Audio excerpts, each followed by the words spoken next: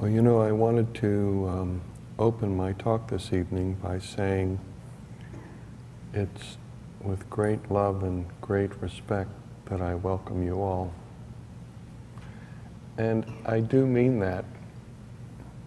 But I have to say, when I say it to myself, it sounds far too impersonal. Because, you know, I really do love you guys. And it really is personal. And this isn't exactly the Indian style of, you know, the Indian spiritual style to say, I love you personally. Because in some sense, personal love leads to, you know, an enormous amount of karma that almost nobody wants to take responsibility for. And I get that. I don't want to take responsibility for it either, except that I can't help myself. I had a guru who loved me. He was busy, and I was probably a pain in the ass. But he loved me, and I'm confident of that.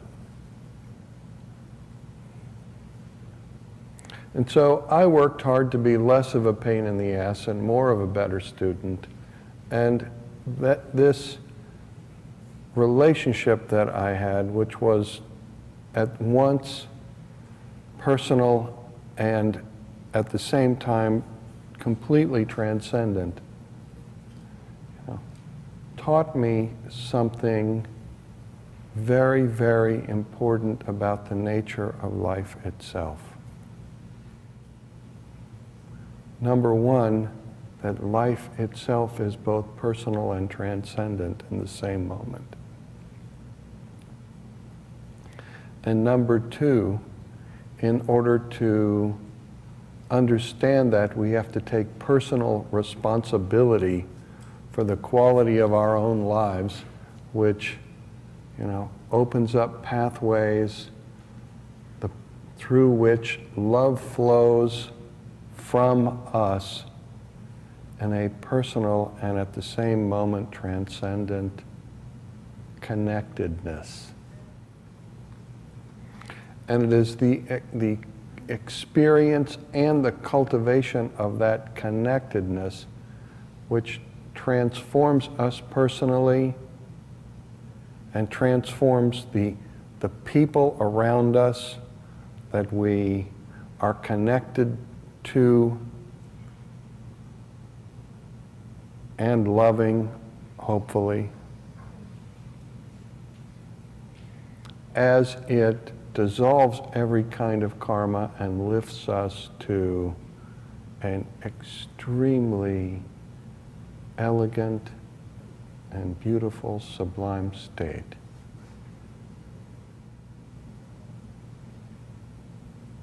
And I respect you guys a lot because, you know, we're doing something pretty extraordinary together.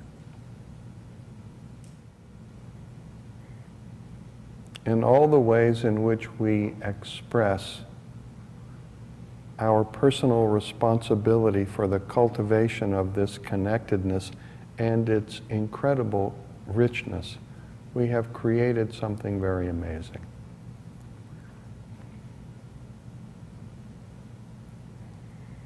And we continue to recreate that amazing creative expression, which is, you know, really extraordinary, especially, I think, because, you know, this is the 51st year in a row I've done this retreat.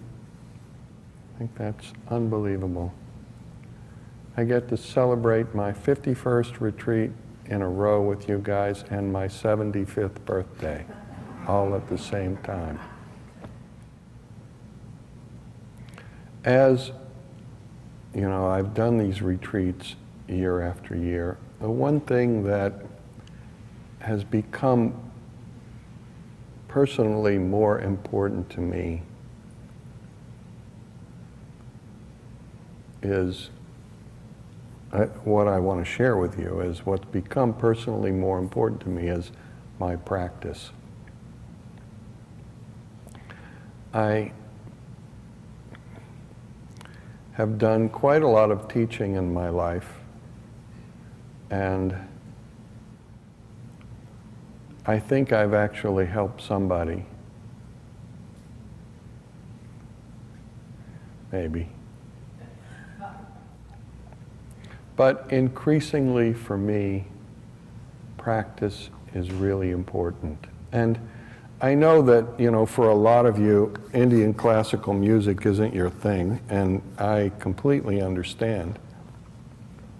But we had an amazing concert last night by Michael Sterling, and what he does is incredibly sophisticated. If we understood the musicality of it, it's actually kind of unbelievable what he's doing. And it is so complex and so refined as to be beyond the range of experience of most of us who are just used to garage bands gone viral. That's contemporary music, really, with, a few exceptions. No, not really. And the thing about what he does is it's really hard. It's really hard. And there's only one way he can possibly do that. And that is he practices a lot. For a long time.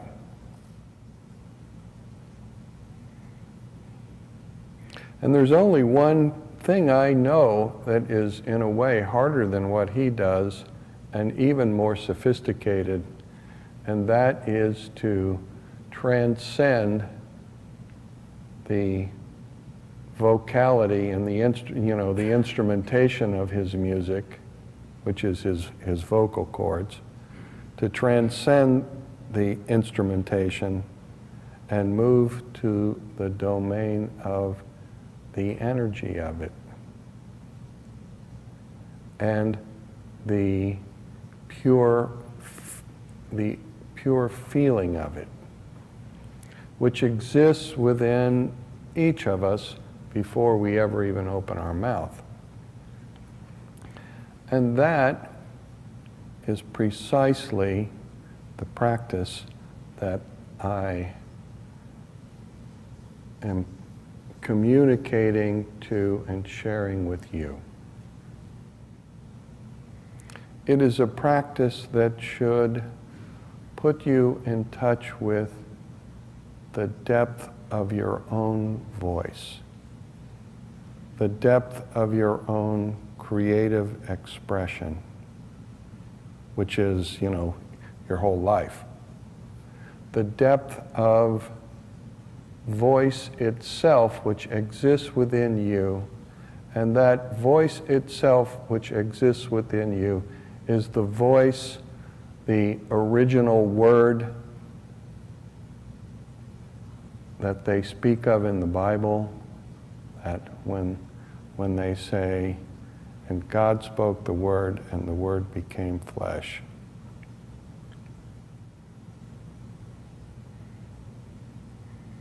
Among the early Indian traditions, voice and breath are totally interconnected. One does not exist without the other. And it is the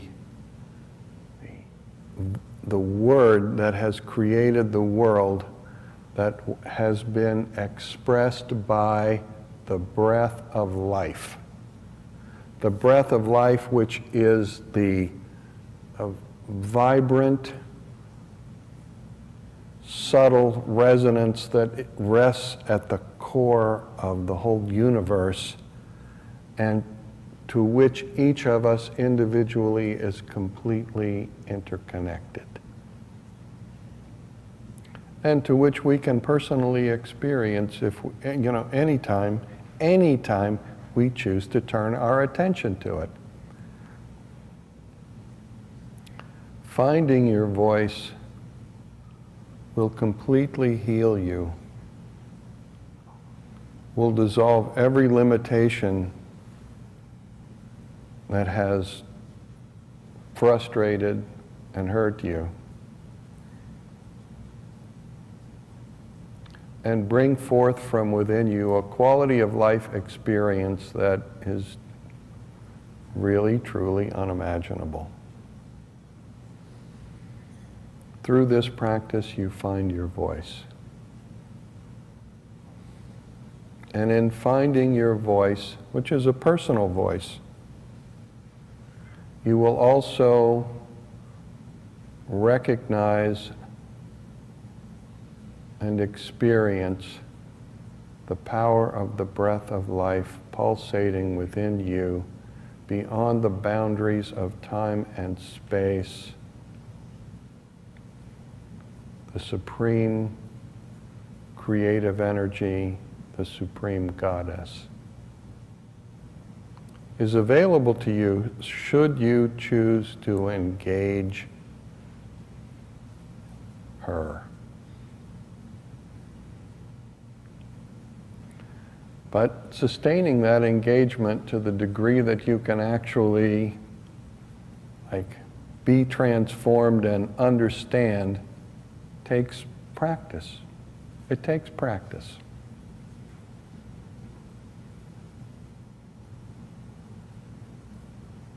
And I like practice just about as much as you guys do, which is not that much actually. But I still do it. And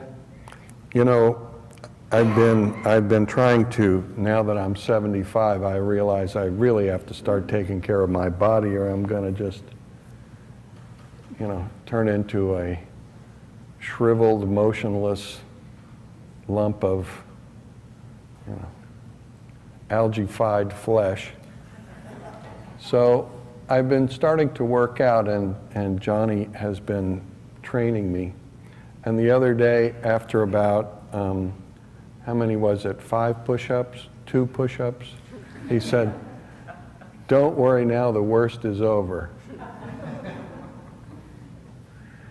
I thought, I broke out laughing because the thing is, however many push-ups I've done, the last 5 are the worst, right? And no matter how much we practice in a given moment in time, the last, 20% of it or the last 15% of it is always the hardest.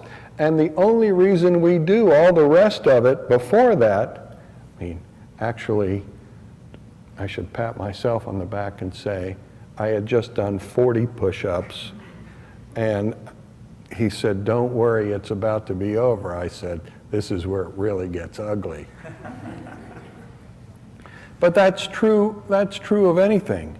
I do this intense Qigong practice every day, a couple times a day. And I'll talk to you a little more about that, but the thing is, the last 5 minutes of it, no matter how long I do it, even 10 minutes, but the last 5 minutes is intense and hard. And practice is difficult. And, nobody loves practice. But making contact with that energy and the pathways through which it moves in us, and making contact with the resonance that is the basis of our mind and our emotion, and allowing that extraordinary resonance to wake up in us and begin to express itself and it does express itself, in a torrent as a passionate display of appreciation for life itself. And that takes practice. it takes practice to unfreeze the parts of us that, were never nourished by our parents because their parents could never nourish them all the way back to the beginning of time. And it takes time to, unthaw those parts which, because they weren't nourished, are just the parts that attract all the tension and, all the mistakes that we make in our own lives, and to bang on that place to make it even harder. It takes time. But the result of that effort is a flowering within ourselves and an expression of richness as a creative life that is, otherwise not available to any human being, and it is truly, truly profound.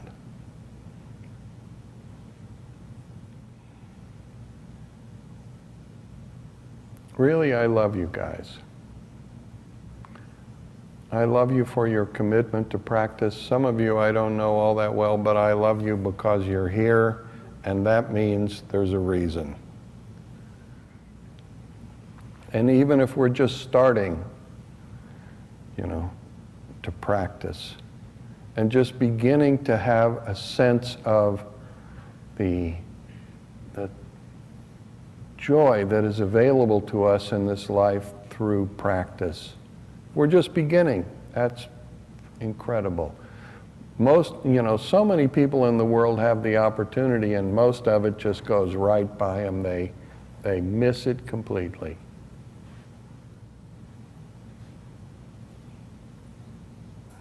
And I really look forward to, I'm grateful that you come here for these retreats. I'm grateful for the opportunity to practice with you, and appreciate all of the contribution that you make to the quality of this place and my life and our life together. Well, one of the things that I sometimes I hear about this particular program is people will say the social aspect of it is, gets to be tiring. And so I will just say about that to you, to each of you, that you control for yourself the level of social engagement that you experience here during this program. Nobody else controls it but you. It doesn't have to be a social event. It's funny about bringing a bunch of people together, we, as soon as I leave the room and everybody goes out into the entryway, it used to happen that it became so loud out there you could hardly hear yourself think. And we kind of had to we put up a bunch of signs, we appointed a few quiet police, we have to start making rules. Now, I am not the rule giver. I have no stone tablet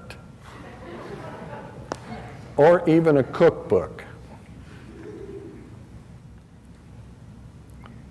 So I will say to each of you, what your experience is of this retreat is your responsibility for yourself. And if you want to have a social time, knock yourself out. But, the reason that we come together is to try to take some time to actually get in touch with our deepest inner voice, and to get in touch with the experience of the peace of knowing our own inner voice and the sweetness of the experience of its movement in us and around us. So try to remember and stay focused a little bit on what we're doing here and why you are here. It is wonderful for me to see all of you, and it's wonderful, that I get to actually socialize with you a little bit. But that's not our primary purpose here, and so let's remember and stay focused on why we're here.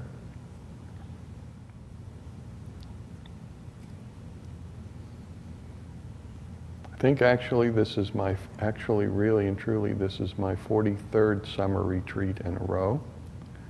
The first two I attended were in Big Indian, and I didn't give them, Rudy did.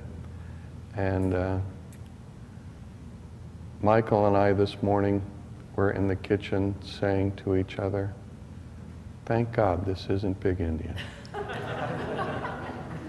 We're not still there. We have come a very astonishingly long way from that, and the entire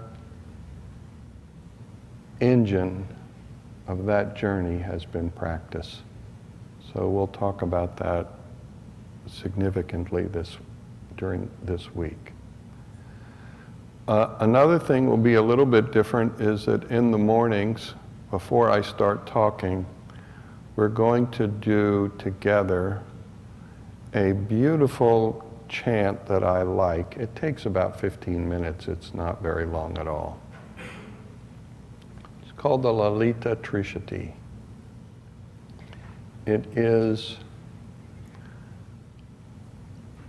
a mantra, a hymn. It is a chant that is a chant about the breath of life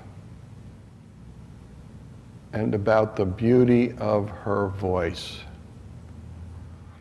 and the richness of all the forms